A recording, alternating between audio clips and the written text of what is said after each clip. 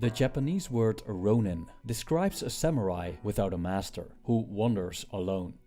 The status of a ronin varied across different time periods. In a general sense, being a ronin implied failure. More specifically, a ronin had renounced the act of seppuku, which is a form of Japanese ritual suicide that was applied to restore honor after defeat. Those who refused seppuku became outcasts that endured a reputation of disgrace. Walking their own path, some ronin worked as mercenaries and bodyguards, and others became criminals. One of the most legendary ronin is Miyamoto Musashi, who is famed as Japan's greatest swordsman, undefeated in more than 60 duels. Musashi became a ronin after he escaped death during the Battle of Sekigahara when serving General Hideyori. Aside from being a swordsman, he was also a philosopher, artist, and a well-learned Buddhist. Among other writings, Musashi left us with 21 principles for those who walk alone, named Dokodo, that he wrote down not long before he died. Even though the age of the samurai is long gone, Musashi's principles are timeless and can inspire us today to live well. This 3-part series elaborates on the 21 principles from Musashi's Dokodo. Please note, the elaborations in this video are based on existing philosophies, the author's interpretations and reasoning, and are intended to be an inspiration for present-day life.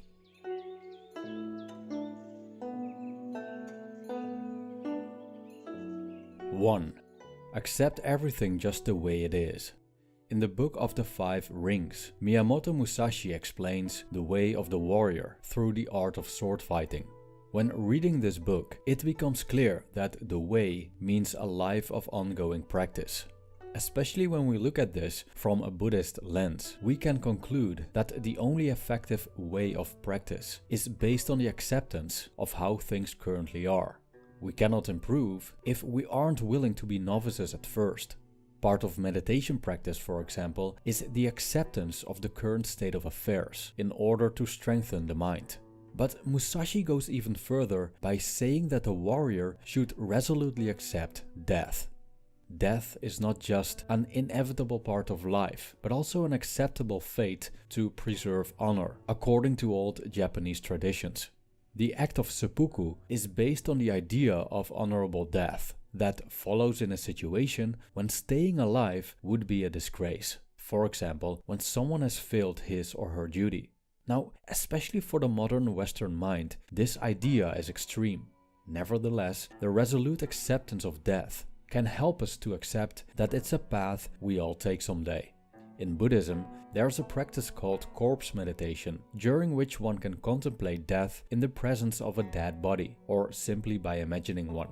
By doing this practice repeatedly, a Buddhist comes to terms with the reality of death. For a ronin, we can say that the acceptance of one's aloneness is essential.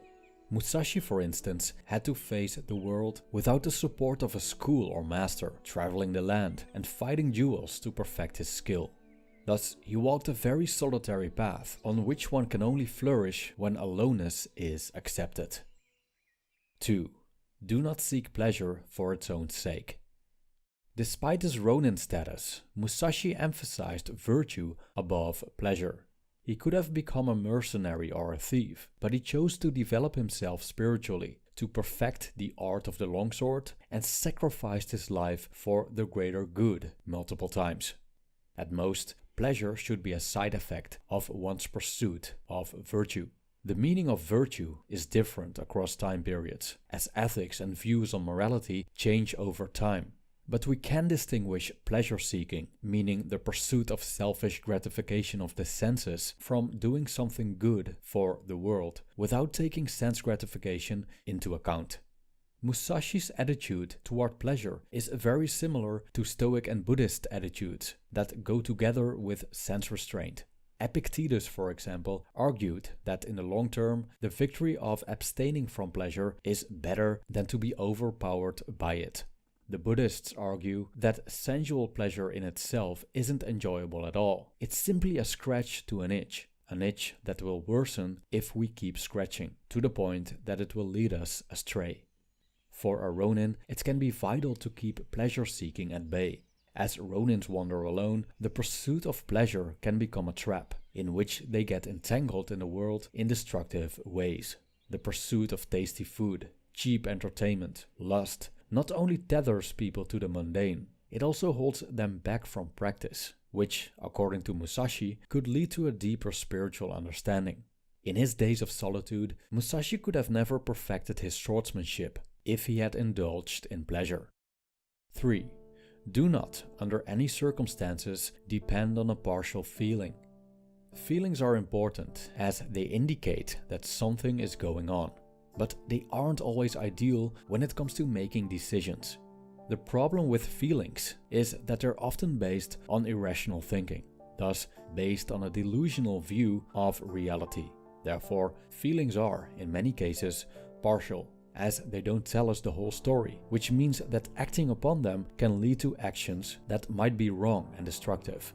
Instead, rational thinking, logic, reason, or in short, assessing a situation and observing our feelings with mental clarity is more reliable. Thus, it's important that we're mindful of what's going on in our mind and body. Are we overpowered by emotion? Are we coming from a place of anger or fear? If this is the case, our best bet is to let the dust in our minds settle and reassess the situation again when our minds are clear. Needless to say, battles need to be fought with a clear mind, and enemies should be approached rather with mental clarity than with emotion, as the latter is detrimental to our skills and could lead to stupid decisions. 4. Think lightly of yourself and deeply of the world. Miyamoto Musashi was lethal and humble at the same time, aware of its insignificance compared to the bigger picture, and also with a willingness to serve the greater good.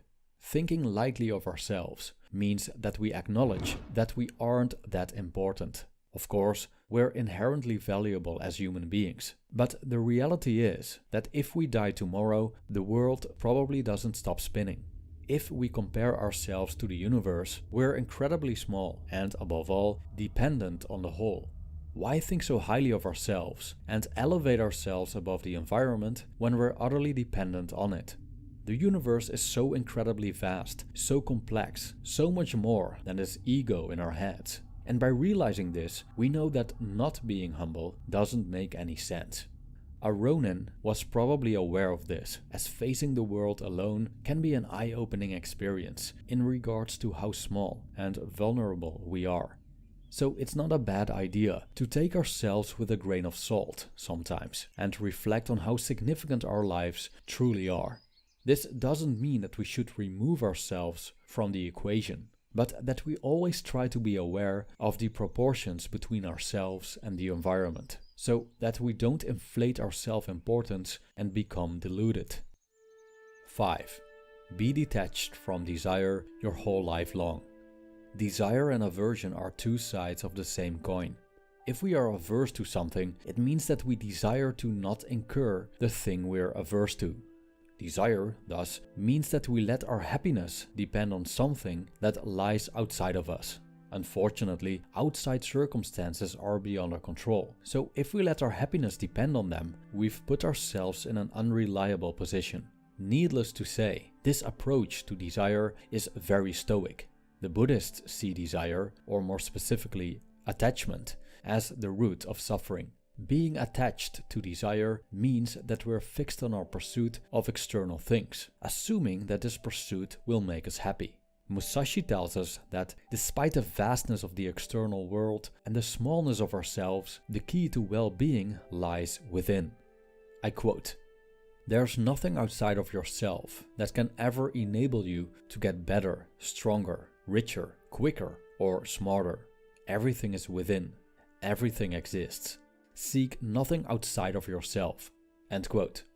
So we could say that even though we should be humble to the greatness of the universe, our focus should be on our own actions within that universe and not on what we can get from it, as the latter isn't reliable. This is how Stoic philosopher Epictetus puts it, and I quote, "The things in our control are by nature free, unrestrained, unhindered, but those not in our control are weak, slavish, restraint, belonging to others." End quote.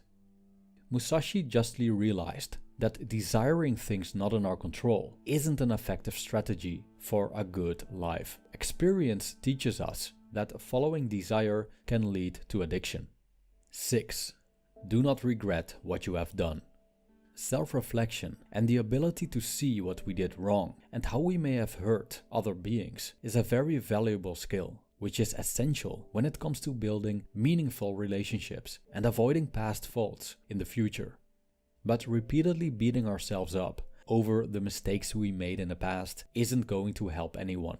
At most, we show people that we feel bad about what we have done, which can be a good thing. But after a while, the only way we can go is forward. Moreover, many bad things that happen tend to be blessings in disguise, and with shame and damage comes wisdom. The realization of the destructiveness of our own actions is an opportunity to become more cautious and more empathetic, which prevents us from more misery in the future. When you lose, don't lose the lesson, the Dalai Lama stated. Also, what seem bad decisions now could turn out to be great decisions in the future, as the future will always remain mysterious and will unfold in ways we can never truly predict. 7. Never be jealous. When facing the world alone, like a Ronin, resentment is always around the corner. Being an outcast often means not having what other people have, especially when it comes to material things and social connections. For a Ronin, it even meant being without a home, drifting across the lands, and not belonging anywhere. So it's easy to become envious of those who have what you don't have. With envy, we could look at couples when we're single, at the wealthy when we're poor, at popular people when we ourselves are met with contempt.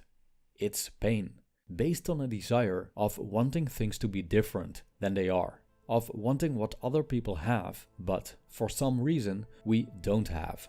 When we walk alone, it's unwise to burden ourselves with such feelings of resentment, as they will only harm ourselves. The only thing we've got authority over is our own faculty. All energy we spend on bitterly comparing ourselves to other people is wasted. Ronins are better off focusing on their own actions and walking with blinders on if necessary.